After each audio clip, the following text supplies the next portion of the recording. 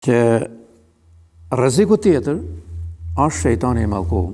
Në një kapitull tjetër të Kuranit, Allahu xhalla xhelaluhu urdhon e thotë: Bismillahirrahmanirrahim. Ya bani Adama an la ta'budu ash-shaytan innahu lakum aduwwun mubin. O bita Ademi. Pra, shikojmë se këtu Allahu xhalla xhelaluhu ka thënë vetëm Ademin alayhis salam. Dhe kur ne I tham Ademin, thot Allahu xhalla xhelaluhu, pa idh kulna, ne I tham atij, zbashku me bashkëshortën e tij, jetonë në rrënjë, dy ishin. Nërsa Allahu xhalla xhelaluhu në këtë ajetin tjetër thret ja bani Ademe, o bita Ademin. Kujdes, mos e adhuroni shejtanin e mallkuar. Mos ja shkoni hatrin atij, mos ju bindni atij, mos ju tërheqi ai për hunde.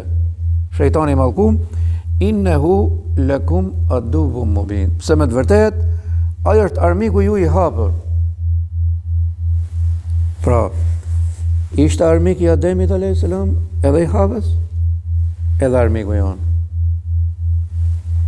Pra ne si besimtar dhe besimtare, gjatë gjithë jetës tonë, ose këtë pjesë jetë që në ka taku, dhe të gjithë atyre që do të takoj ka pjesë jetë këto, 50, 60, deri 100 vjet, apo dhe ma tepër, sa ta ketë saktu Allahu xhalla xhelaluhu, keni kujdes thot Allahu. Pse armiku ju I hapur, arshiqare, o duv, do të thot domethënë është ekstra. S'ka, e keni arshiqare. Ti ka zbukuruar ato të këqijet, sa që muslimanin ta boj për vete. Erdhën bita Ademit, edhe fillon të bëjnë gabime të rënda. Sa që kur ishte rasti I kurbanave, pra dy bita Ademit alayhis salam arritën që vranë njëri tjetrin. Edhe kjo vrasje, se sa do vazhdoj e din Allahu xhalla xhelaluhu, nuk po themi deri ditën e gjykimit, por ka vazhdu. Vllai vllain, baba djalin, djali babën. Pra vrasja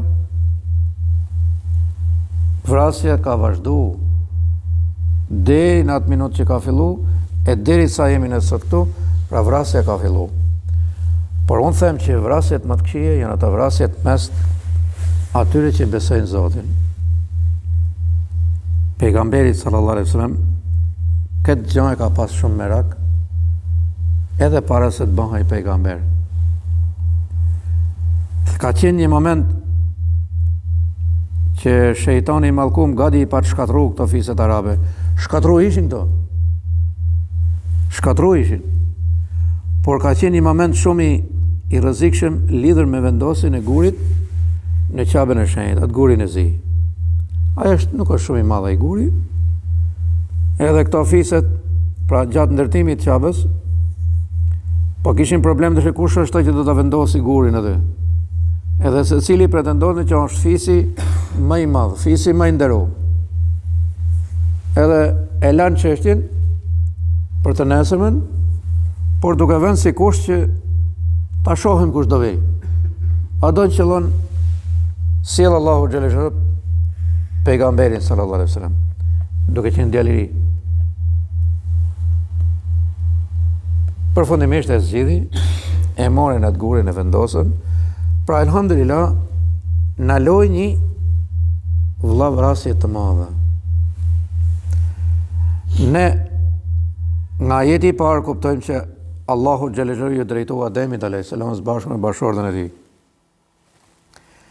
Nga pjesa e dytë e këtij ajeti kuptojmë që Allahu xhalla xhelaluhu kujtdo që I ka dhënë të mirën këtë botë, mirësi dhe begati, nëse ai bëhet palë me shejtanin e mallkuar, duke I keq trajtuar ato të mira që I ka dhënë Allahu xhalla xhelaluhu, bëhet palë me shejtanin.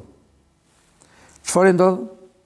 Pra Allahu xhalla xhelaluhu kur e nxorri Ademin alayhis salam, për një herë që gaboi, po ky rob që gaba për ditë.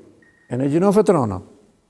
Vrasje masive, shkatrime masive, dhunime masive, mëkate rënë të botë. A thu se ka për ta falë Allahu xhallahu, nuk ka për ta falë. Ademi a.s. kërkoi falje, një falje të mirë, një pendim të mirë, një pendim të mirë, edhe për këtë pendim të mirë Allahu xhallahu ia fali. Nga pjesa tjetër prapë e ajetit kuptojmë se shive, ne kemi të përballë dhe në ditë,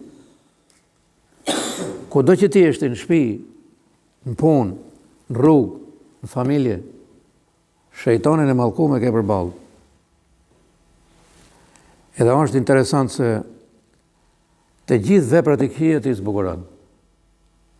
Edhe musliman, të cilët besojnë Zotin,